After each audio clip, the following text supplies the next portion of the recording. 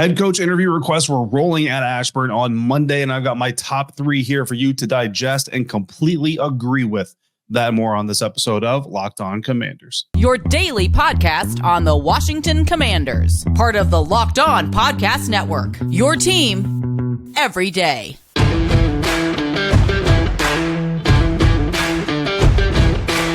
Welcome into this episode of Locked On Commanders, your daily podcast covering the Washington Commanders, part of the Locked On Podcast Network, your team every day. Thanks so much for making Locked On Commanders your first listen of the day every day. Don't forget that you can subscribe for free on YouTube or wherever you're getting this podcast. And you can continue this conversation with me by becoming a Locked On Commander Insider. Join the Locked On Commanders Insider program by going to joinsubtext.com/Locked On Commanders. From there, you'll get news, inside information, scoops, exclusive content delivered directly to your phone. I was out at Ashburn all day Monday. Coach Ron Rivera getting fired, in the locker room, talking to players, talking to Josh Harris in the auditorium after all of that, texting my subtexters all day long, texting the insiders, giving you the up-to-date information, keeping the coaching candidacy and general manager candidacy list as updated as possible. That thing was flying. I'll tell you what, more of that coming up this offseason, obviously. So if you want to get in on that, join subtext.com/Locked On Commanders to get in on the Locked On Commanders Insider fun. I'm David Harrison, your host for this show, credentialed member of the media covering the Washington Commanders for CommanderCountry.com, a part of Sports Illustrated's FanNation, here with you every Monday through Friday, along with our everydayers. And as always, everydayers, I appreciate your continued support for the program. This episode brought to you by PrizePick, the easiest and most exciting way to play daily fantasy sports. Go to prizepicks.com/LockedOnNFL. Use the promo code LockedOnNFL, all lowercase, to get a first deposit match up to $100. On today's episode, the Washington Commanders made 2 new hires on Monday, shortly after firing Ron Rivera, and we're taking a look at all the head coaching interviews that we've confirmed so far. But first, my top 3 as it stands from the list of official candidates for Washington Commanders head coach vacancy after they fired Ron Rivera on Monday morning. Pretty much just like I've predicted. Insiders, you know, I tell you guys all the time, I'm on my way to Ashburn. While I'm driving, expect news to break, because that's pretty much how this happens. If there is news that needs to be broken, it will break while I'm driving to Ashburn, because I am a safe driver. I do not check my phone while I'm driving. I do not subtext. I do not text. I don't tweet. I don't do any of that stuff while I'm driving. But yeah, the news broke. I did have NFL or Good Morning Football playing on my car through my phone, through my car speakers. And literally I was about 10 minutes from Ashburn, and Ian Rappaport was live on the air and said, hold up, Ron Rivera has just been let go. So that news came. Now, I pretty much already reacted to that news on my Monday episode. So if you're not in every day or you didn't check out the Monday episode, you want to know my thoughts on the firing of Ron Rivera, go back one episode from this one and you find that there. Here, we're going to start. The offseason is beginning, right? The players have cleaned out the locker room. Some of them are going on vacation. Some of them are just getting some R&R, whatever it is, wherever they're going. And the organization is taking a step forward. Shout out to offensive lineman Sam Cosby, who laughed quite happily and was quite tickled by the fact that we are going to be extremely busy this offseason with everything going on with the team. He enjoyed that a lot. So shout out to him. Hope he gets some rest and comes back. One of the best parts of this team this year for sure. But my top 3 candidates so far from the head coaching search are as follows. Number 1, Baltimore Ravens defensive coordinator Mike Macdonald. Number 2, Los Angeles Rams defensive coordinator Raheem Morris. Number 3, Detroit Lions offensive coordinator Ben Johnson. And before anybody gets offended that I might have put your guy number 3 or your guy number 2, or maybe your guy's not in my top 3, this list is all good. Like, bottom line, the entire list is good. Nobody on this list, like, I'm not thumbing my nose up at anybody on this list. I don't even know if that's a saying, but there's not a name on this list I look at and I just go, that's gross. So in reality, I like all of them. It's just who I like the most, right? And Mike Macdonald is the one that I like the most. Baltimore Ravens defense coordinator Mike Macdonald rejoined the Baltimore Ravens staff in the 2022 NFL season, defense coordinator 2022, and of course this year 2023. He is currently enjoying a bye week with his team. They are regularly scheduled practices. They're practicing all week long like they would for a normal game day. They just don't have to play a game in the wild card round. That is their advantage. And then they will be playing at M&T Bank Stadium. If my publisher of CommanderCountry.com, who also runs Sports Illustrated's FanNation's Baltimore Ravens site, gets his way, I will be at M&T Bank for that playoff game. Don't know if I will be or not yet. It's up to the Ravens PR staff if they want to approve me to come in there. It's the first time I would be coming in there as credential media. So it's a little bit wishy-washy. Not sure if they're actually going to pull that off, but stay tuned for that. If you're interested in that conversation, that inside information, I'll be sending you live updates from the Ravens playoff game, and we might be watching the future Washington Commanders head coach in action with his unit on the field there. Mike Macdonald, before he came back to the Ravens in 2022, spent 2021 as Michigan Wolverines defensive coordinator, helped the Wolverines win their first Big Ten title since 2004 in that season. Spent 7 seasons with Baltimore before going to Michigan, 2014 to 2020. Started off as a coaching intern, worked his way up to a defensive assistant. Then he became a defensive backs coach, was a linebackers coach, and then eventually, as he is now, defensive coordinator. In 2022, the Baltimore Ravens defense was top 5 in points per game, run defense, red zone defense, third down defense, touchdowns allowed, fewest 20-plus yard touchdowns allowed. And those explosives were killing the Washington Commanders all year long, not just this year, but specifically this year. Baltimore also had the number 1 defense from 2018 to 2020. Mike Macdonald on the staff for those units. 2020, the Ravens were number 2 in the NFL in scoring defense. As a defensive backs coach, he helped create the best secondary in the NFL in takeaways with 22 of them in 2017. Total takeaways, 34 that same season, and the unit had 3 shutout performances, tops in the NFL that year. Was a safeties and quality control coach at Georgia with the Georgia Bulldogs, where he went to school from 2011 to 2013. Also coached high school football in Athens, Georgia, while attending college with the Georgia Bulldogs. Communication and ability to teach is evident by his success at both the NFL and collegiate levels. And I think that is really important in today's NFL, is the ability to get ideas delivered, understood, and then executed. And Coach Macdonald has shown that he has had the ability to do so at the high school, collegiate, and NFL levels so far. Attitude reflects leadership. That's really kind of the bottom line of one of the reasons why I think Mike Macdonald is such a premier candidate for the Washington Commanders head coaching vacancy. Again, we've kind of talked about this every day, but the head coaching job, yes, there's an X's and O's component of it. And obviously, as we go through these coaching candidate resumes, we're going to look a lot at the X's and O's, because it's not that is necessarily the most important part, but it kind of shows you the identity of who this person is. Most often, coaches come up, and as a head coach, their team absorbs the identity of where they've come from. So if you are doing it, the play like a Raven way, if you're doing the just your job out of New England, things like that, that's typically the kind of coach that you're going to be dealing with. That's the kind of environment, culture, whatever you want to call it, that you're going to be instituting in your new location. So when you talk about attitude reflecting leadership, the Ravens way, the play like a Raven mantra, all of those things, you talk about an organization that dislikes losing. It's not just that they dislike losing. They hate losing so much, they don't even like losing in the preseason. Literally, if anything is a competition, they want to win. I imagine that a game of cornhole or a game of ping pong or something like that in the Baltimore Ravens locker room or team room or break room or what have you is a legit competition. Like, this isn't just, dudes at a cookout on the weekend, just, throwing things around and hitting little plastic balls and just having a good time. No, like, they want to win if they're competing. It doesn't matter if it's preseason, regular season, postseason. And that's really kind of what the Ravens organization has embodied. And that is why, you have the stories of Josh Harris kind of looking there to the Baltimore Ravens, kind of being like, that's the type of organization that I want to run as well. So it makes sense to kind of tap in there if you want to go that direction. And so it's no surprise to hear that the Washington Commanders have indeed requested an interview with Mike Macdonald. Of course, there are going to be some hampers, some virtual interviews only, and all those things, because of the playoff schedule and because of what's going on with the Baltimore Ravens.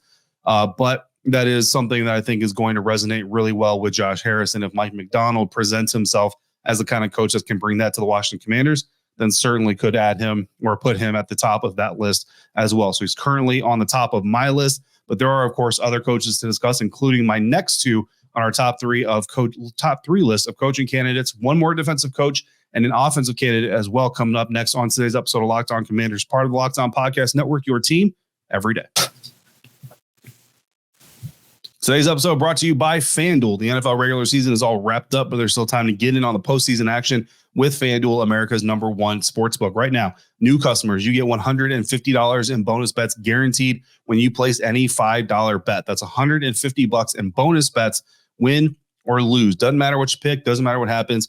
You get $150. The early lines have the Dallas Cowboys as 7-point favorites at home to beat the Green Bay Packers Sunday afternoon, while the closest contest this weekend looks to be the Houston Texans, who are 1.5-point home underdogs against the Cleveland Browns on Saturday afternoon. But they aren't the only home underdogs. In fact, the Tampa Bay Buccaneers are 2.5-point home underdogs against the Philadelphia Eagles.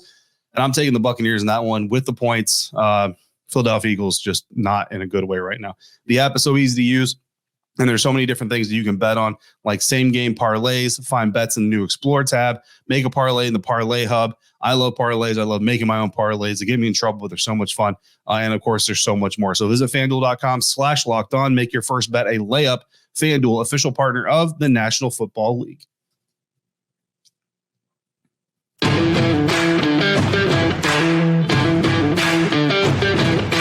Continuing on with today's episode of Locked On Commanders, and thank you for making Locked On Commanders your first listen of the day, every day. Thanks again for coming through on a consistent basis like you do. Locked On has launched the first ever national sports 24/7 streaming channel on YouTube. Locked On Sports Today is here for you 24/7, covering the top sports stories of the day with local experts of Locked On, plus our national shows covering every league. Go to Locked On Sports Today on YouTube and subscribe to the first ever national sports 24/7 streaming channel. Every day is tomorrow. We're going to have this same conversation, but we're going to have it about head of football operations candidates. A good number of those guys trickling in as well. We will prioritize our top three as well and go through the rest of the list. Here today, we're talking head coaches specifically, going through the top three to start. We've already talked about number one, Mike Macdonald, the defensive coordinator of the Baltimore Ravens. Now we're going to talk number two, and this one might be a little bit of a surprise to people, Rams defensive coordinator Raheem Morris, Los Angeles Rams defensive coordinator. He spent 3 years now with the Los Angeles Rams as their defensive coordinator. 2021 Super Bowl winner. His defense averaged 1.5 takeaways per game. That's 25 total in the regular season in that Super Bowl season. Washington's 2020 defense is the closest to match that number. They had 23. So they were still 2 takeaways shy of Raheem Morris, the Super Bowl winning defense. And that was all the way back in 2020. And 2020, remember, right? Average or better quarterback play. We got a competitor here and contender here, and that has not worked out. In Washington from 2020 or 2012 to 2014 as the defensive backs coach. So many of you probably remember Raheem Morris from his time with the organization. So potentially an opportunity, right? We've talked about a lot of coaches who worked for Washington, went elsewhere, had great success, potentially an opportunity to bring one of them back and hopefully have great success here. Fourth in the NFC in 2012, his first year with Washington, had a 3.3% interception rate that season. Very high interception rate for a defense. Before joining Washington, or after actually being in Washington, he was with the Atlanta Falcons, served as the defensive coordinator in Atlanta in 2020, interim head coach starting week 6 of that season. Also served with the Falcons as an assistant head coach, offensive pass game coordinator, wide receiver coach, defensive pass game coordinator, and defensive backs coach. Literally a jack of all trades. Started 2019 working with Falcons receiver, but was moved to the secondary after the bye week. In the final 8 games, the defense that had the fewest takeaways up until he moved over to the secondary finished with the second most in the National Football League. I remember that season very clearly, was very happy for the success Raheem Morris was having with that unit. In 2018, he was a part of the Falcons staff that produced 290.8 passing yards per game. That was 4th best in the National Football League. Was also the head coach for the Tampa Bay Buccaneers. That was the stop prior to going to Washington. Head coach for the Buccaneers from 2009 to 2011. He was the Bucs defensive back coach from 2007 to 2008, assistant defensive backs coach from 2004 to 2005. And that's where I really got to know Raheem Morris as a coach and like just kind of know who he is, not personally, but just know who he is from his time with the Tampa Bay Buccaneers. There, talk about that here in a little bit more in just a minute. Before all that, Kansas State Wildcats defense coordinator in 2006, was assistant coach with Tampa Bay. Back in 2002, 2003, won a Super Bowl there with the Buccaneers. Bill Walsh fellow with the New York Jets in 2001. He was a Hofstra defensive backs coach from 2000 to 2001, and he's been a part of 2 Super Bowl winning staffs with the Los Angeles Rams. With the Tampa Bay Buccaneers, played collegiately at safety for Hofstra. That is Raheem Morris's very long, very impressive resume. And the thing about Raheem Morris that some people are going to be turned off on is he is a quote-unquote retread. He's already been a head coach. He's been a head coach. He's been fired as a head coach. He's had double-digit wins as a head coach. He's had basically bottom of the cellar win-loss record as a head coach. Here's what I will say from my recollection of Raheem Morris as the Tampa Bay Buccaneers head coach and from talking to some of the players that played for him during that time period. Very effective communicator, very savvy, very charismatic. He's a guy that people want to follow. He's got that kind of a personality. very football smart, very football savvy. As the head coach of the Tampa Bay Buccaneers, was maybe a little bit before his time. Maybe he was not mature enough to really fully handle that responsibility from managing a group of men that size, that profession, all those things. I've had several players from that time period tell me that it was more of a social club than it was an organization. And when things were going well, remember, they did have a double-digit win season. When things were going well, everything was fine. And that's kind of the old adage. It's easy to lead when everybody's winning. Like, it's easy to lead winners, man. Like, when everybody's happy and everybody's getting the ball and everybody's winning games and everybody's getting their bonus checks and everybody's getting commercials and all that stuff, everybody's happy. You can lead that group. It's when things start going bad. And when things started going poorly for the Tampa Bay Buccaneers, that's when the Raheem Morris environment kind of bit him in the butt, because now you got to try to turn on the authority. And once you establish to your guys that you're one of the guys, you're one of the boys, you're just like them and all this other stuff, it's really hard to then become the boss and become the authoritarian in the room. Now, I think what Raheem Morris has gone through in his tenure, you watch him be the interim head coach with the Atlanta Falcons. You see him work with a guy like Sean McVay, who's also known as a player's coach, but he definitely knows how to get his guys' attention, knows how to keep them kind of on the path that he needs to keep them, lead them, but not having to lead them, with an iron fist, so to speak, but being able to lead them with some personality. I think that you can expect Raheem Morris has definitely grown since his experience with the Tampa Bay Buccaneers. I don't think you would have those same problems again. Now, obviously, in the interview process, talking to Rams, talking to other Rams coaches and people around the league, you would have to get that insight, from other people. But I just think that when you look at the trajectory of Raheem Morris's career, how effective his units have been, if that same environment was still there within his defensive back rooms or his defenses, he would not be working in the levels and the positions that he has been. So I'm confident those issues have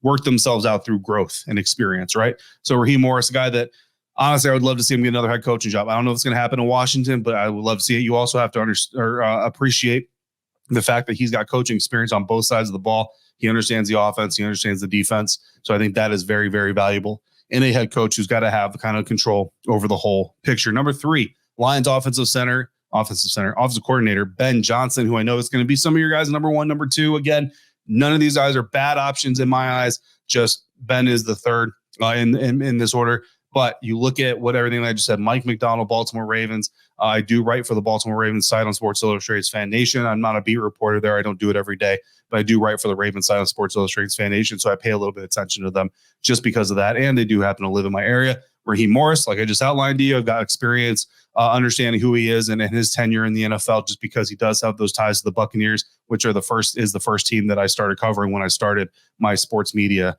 journey, if you will. So to be fair to Ben Johnson, I had not gotten able to go back. Like, I want to go back and watch like 4 or 5 games of Detroit Lions offense and see what that looks like. So to be fair to those Ben Johnson fans out there, I will just be transparent. Haven't done a whole lot of studying, or not to say a whole lot, but haven't done enough studying on Ben Johnson yet to be fully bought into my own opinions on him. So a little bit of a grain of salt. Ben Johnson's been with Detroit since 2019. Lions offensive coordinator 2022, 2023. He was a quality control coach prior to being offensive coordinator with heavy involvement in their passing game. Connections via relationships with Mike Sherman, Joe Philbin, who worked with Aaron Rodgers, Adam Gase, who worked with Peyton Manning, Zach Taylor as well. Most games with 30-plus points in the NFL in 2022, and the Detroit Lions had a franchise record, 8 of those games in 2022. Helped revive the career of quarterback Jared Goff, which I don't think you can undersell very much. Goff had 9 straight games in 2022 without an interception. First time he had that kind of a run in his career. Running back Jamal Williams, meanwhile, led the NFL in rushing touchdowns in 2022 with 17 of those.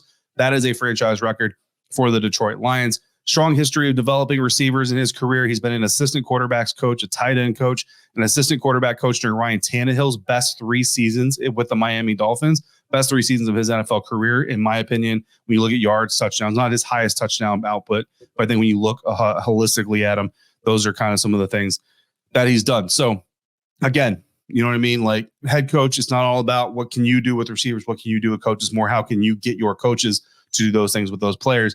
But if he at least knows how to do it himself, then you can have some confidence that he knows how to uphold that standard and maybe how to teach those coaches how to do those things that he has done in the past. So Ben Johnson's certainly an attractive name on this list. Some people, I know there's a good amount of Commanders fans who kind of look at this, say we've had a defensive coach here for 4 years, move to the offensive side of things, and owners kind of tend to have that flip-flop pattern. I think when you look across the league, So maybe Ben Johnson being third on my list going to rub some people wrong there, but they're not the only person or people on the list. There are some other names that you need to know about. We're going to talk about those coming up next on today's episode of Locked On Commanders, part of the Locked On Podcast Network, your team every day. Today's episode brought to you by PrizePick. PrizePick is the largest daily fantasy sports platform in North America. It's the easiest and most exciting way to play daily fantasy sports DFS because it's just you against the numbers. Instead of battling thousands of other players, including pros and sharks, you pick more than or less than on 2 to 6 player stat projections. Sit back, watch the game, and enjoy it in a whole new way. I've been playing fantasy football the traditional way. You draft your roster, you set your rosters every week, you go up against an opponent, you score points, you don't score points, you win, you lose. This year, unfortunately, I finished second in my league. My fantasy league championship was number 1 seed going in, number one seed, highest scoring team in the entire season. And I had a very bad last week of the season, unfortunately, in the championship round. But this, I'm not going up against those guys. I'm not going up against any pros, any sharks. It's just me against the numbers. PrizePicks even offers you a reboot policy. So say your entry stays in, even if one of your players gets injured. For football and basketball games, if you have a player that exits in the first half, does not return in the second half, that player gets rebooted. Your entry is still alive, but that player no longer hurts you in your entry. PrizePicks is the only daily fantasy sports platform with an injury insurance policy. So go to prizepicks.com/LockedOnNFL. Use the promo code LockedOnNFL, all lowercase, for a first deposit match up to $100. Again, prizepicks.com/LockedOnNFL. Promo code LockedOnNFL, all lowercase, for a first deposit match up to $100. PrizePicks daily fantasy sports made easy.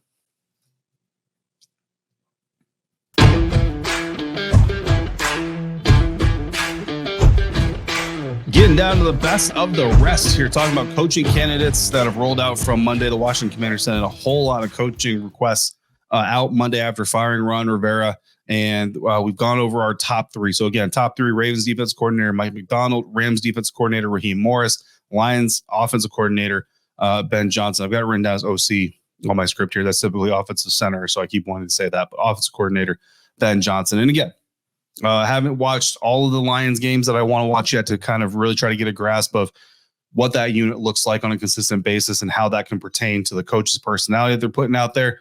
But Ben Johnson, one of those candidates. Again, there's 6 total candidates right now that I've gotten on this list, and none of them are bad options, in my opinion. It's just which ones I think are the quote-unquote better options, right? So those first 3. We've got 3 more to talk about. Number 4 on the list, Detroit Lions defensive coordinator Aaron Glenn. Just going back to watching him on Hard Knocks, you know what I mean? I've never been to a Lions practice, so this is kind of the limited scope that I have on him. But watching him on Hard Knocks, I like the competition level. I like that he has fun while he's teaching and holding his guys to standards and finding ways to get the best out of them, motivating them to get the best out of themselves. And then you watch that Detroit Lions defense. They've got aggression. They've also got some intelligence. You can see in some of the games that you watch when you watch Lions football that they're adjusting to what's working, trying to get rid of what's not working, trying to leverage what is working. And to me, that's the hallmark of a really successful coach in today's NFL, are the coaches that are stubborn enough to understand who they are and ride with it when it's working, but smart enough to realize that there is a time where you got to cut bait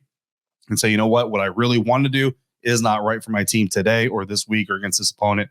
We got to change it up. And I see that with the Lions defense more than I see it in some other places. It also makes my scouting a lot easier because when I turn on the Detroit Lions tape, I can kind of go offense to defense, flip-flop, break it up a little bit. But I also want to go through and watch just offensive cut-ups, just defensive cut-ups as well to get that consistency there. Number 5, Washington Commanders offensive coordinator Eric Bieniemy. And I know that Josh Harris's response when he was asked on Monday about Eric Bieniemy interviewing for the job basically leaned on and said, look, we want to get the football executive in place first if we can.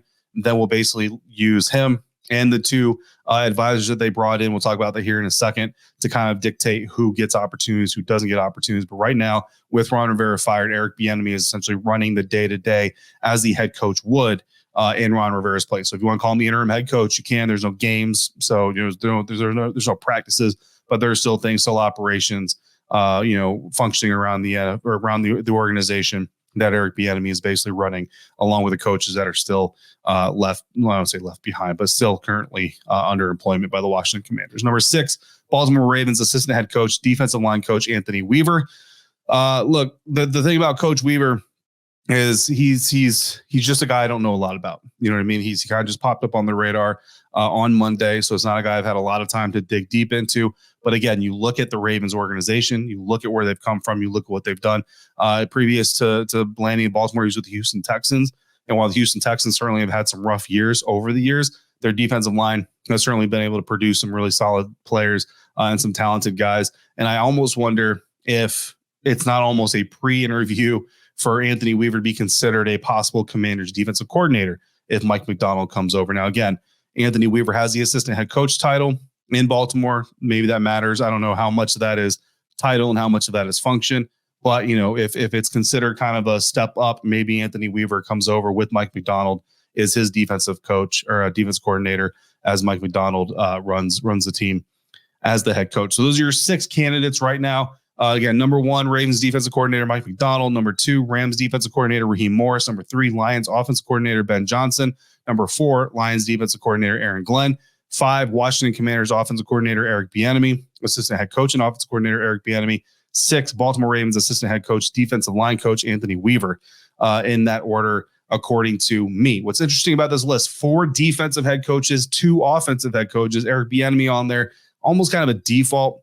You know what I mean? I don't know if I feel the love around the organization with that hire, but again, who that executive is, how quickly they can get them in the seat. The good news is Josh Harris did say he wants this process done as quickly as possible. There are some hurdles, there's some doors that they got to open, some things they got to go through because of the NFL policies before they can do that. But he would also like to get the head of football operations in place before the head coach. He would like to have that head of football operations, that senior executive, in place to help identify who the head coach is going to be. Right now, I'm leaving Michigan Wolverines head coach Jim Harbaugh off my list just because the people reporting that the Commanders have interest in him are not people that I know. They're not personally, like I know of them, some of them, but they're not people I know personally. They're not people that I can just kind of go off their word. And it's nothing that I have confirmed as of this time. So again, it's not me saying that I don't believe the reports. It's just, you know, there's some people who put out reports. I know them. I know their integrity. I know their ethics. And again, just because I don't know you and I don't know your ethics doesn't mean I'm questioning your ethics. So just to be clear on that. But Jim Harbaugh obviously is a name that is out there. If he was on this list, if he was firmly on this list, honestly, I would probably put him number 4 behind Ben Johnson, maybe a little bit above Aaron Glenn. You know, I don't know. I really like Aaron Glenn, so I might actually put Jim Harbaugh number 5. But you know, we would have to see. And once if we get some sort of concrete evidence of that or concrete information on that, then we'll certainly revisit that as we move forward. Coming up tomorrow, head of football operations candidates. Oh, wait, before we get to that, the 2 new hires that happened, they're helping this whole thing go through. I can't believe you almost let me forget before we got out of here. But the Washington Commanders hired on Monday officially former NBA Executive of the Year Ben Myers and former Minnesota Vikings General Manager Rick Spielman. Ben Myers is going to come in. He's one of the architects of the Golden State Warriors dynasty that we've seen in the NBA. Former, again, NBA Executive of the Year. He's essentially coming in as an advisor to Josh Harris and the ownership group. That is his role. He's not an X's and O's guy. He's not a player evaluation guy. He's an advisor. So, you know, as far as making smart business decisions, making sure the process is running smooth, things like that, I think that's really kind of the gist of what he's here to do. Rick Spielman, former Minnesota Vikings GM, another former Executive of the Year, brings the football knowledge, brings the football side of those things. From what Josh Harris told us on Monday, sounds like Rick Spielman's role could be limited to just the search for the head coach and the head of football operations, while Ben Myers' role could be more long-term as his immediate advisor. So those are the hires that were made Monday as Ron Rivera is fired from his 4-year tenure as Washington Commanders head coach. We've got head coaching candidates that we just talked about. We prioritized them, ordered them by our favorites, evaluated them. We will continue to evaluate this entire picture. Again, coming up tomorrow, head of football operation candidates, several executives making the list for interview requests. We will talk about each of them. We will do another order list of our favorites. In the meantime, you got questions or comments, throw them down in the YouTube comment section or go to joinsubtext.com/LockedOnCommanders and text me your thoughts as a Lock Insider. As always, thank you so much for making Locked On Commanders your first listen of the day, every day. Thanks for coming through on a regular basis like you do. Thanks so much for making me a part of your day, part of your routine. Until we speak again, please be safe, be kind, and I'll see you next time for another episode of Locked On Commanders, part of the Locked On Podcast Network, your team every day.